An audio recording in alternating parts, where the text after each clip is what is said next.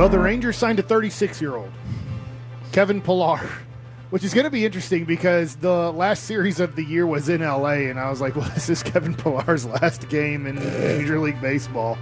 And it was going to be. Yeah, he had said last year, I don't know at what point during the season, but Kevin Pillar said this was going to be his last year, and obviously it still could be. He's in spring training now with the Texas Rangers, but he said, I have the right to change my mind, so he's decided to play baseball again this year. As far as we know, he's in spring training here with Texas and going to, I guess, fight for a job. Let me just give you his numbers real quick last year. With the White Sox and the Angels, he hit .229 with a .667 OPS.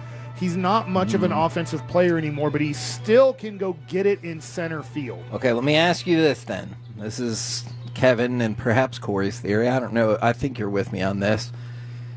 Do you think this facilitates him as the backup center fielder, so then perhaps you could move off of some money with Leody, or am I just reading way too much into that? I think this gives them the option now. Okay. I don't think they want to put Wyatt Langford in center field for 50 games this year, right, or 40 games, and then play him in left field the other part. I think they want to.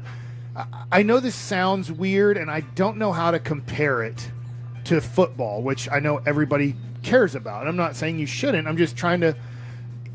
Going from left field to center field, I know this is not as extreme. It's like going from offensive tackle to offensive center. Okay. Where you're like, wait, now I have to snap the ball, and like the center fielder is the leader of the outfield defense. Now I know now they have cards and there's actually dots out there that they can kind of go to. So what? Yeah.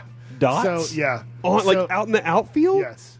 Now, they got in trouble. They said you can't do this, but not just the Rangers, but other teams were putting tees, different colored tees, like a red tee into the ground so it wouldn't mess with the field. And then the red tee was here, the white tee was here, the blue tee was here. And they're like, wild. hey, we're not going to allow you to do this. But if you're ever up where we used to do the pre- and post-game show from, or if you're in left field and you're high enough, you can see a dot on the field, and that's like your straight-up dot. Like, go to this dot, and then from there, work off of your defensive card, and you'll move 5 steps over and 5 steps back for this hitter. Move 3 steps forward and 3 steps to your left for this hitter. So they work off of that dot. So it's easier. So the center fielder doesn't have to move guys. It used to be the center fielder, you were kind of, let's say, on a chain or on a rope. And so if you moved to shade oppo, you wanted to make sure your right fielder could move a little bit closer to the line. Let's say if it was a right-handed hitter, and you wanted to make sure your left fielder started covering a little bit more of the left center gap because you're leaving that gap a little bit more open, shading into the right center gap. So it's a little bit different now, but the Rangers don't want to.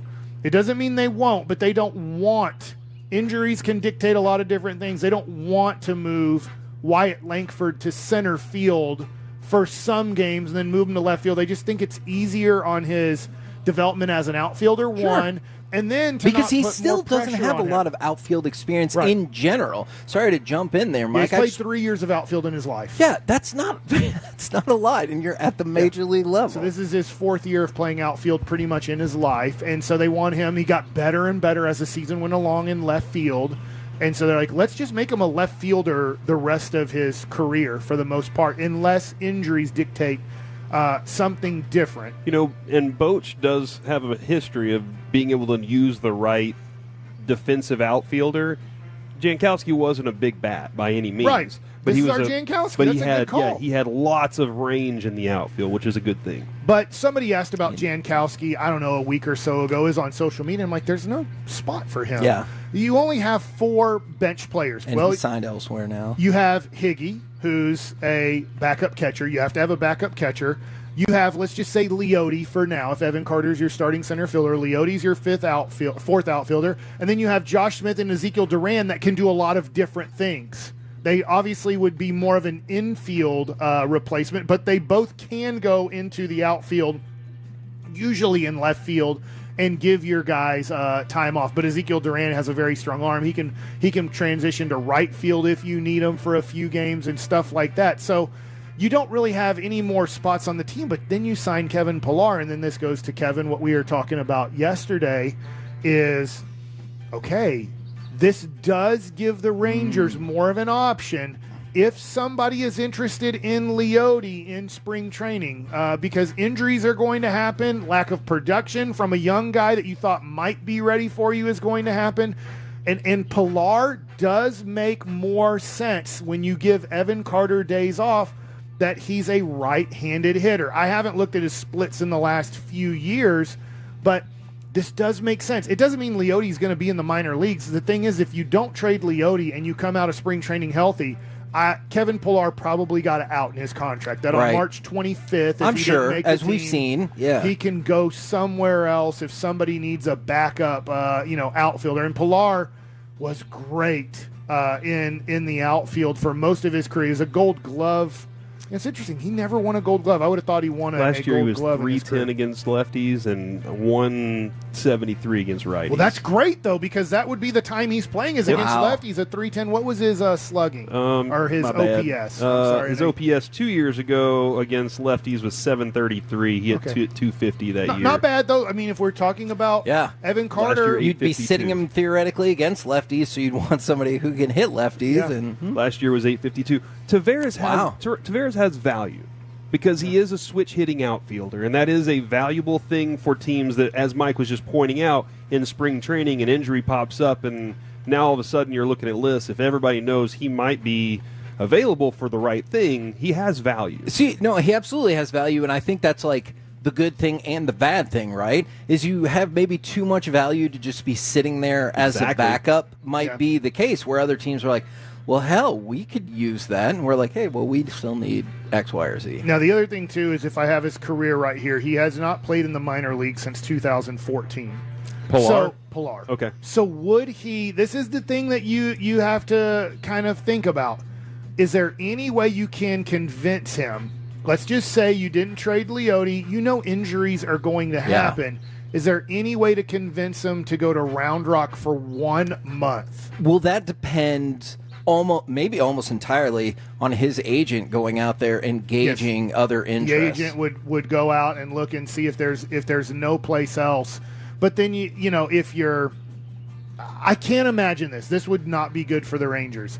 If Evan Carter got off to a bad start, let's just not put injury out there. He got off to a bad start. He does have options. Yeah. So you could go, Evan, hey, as great as you were in 23 and what we thought you were going to be in 24, and we know it was primarily based off of injury, but last year he didn't get a lot of at-bats.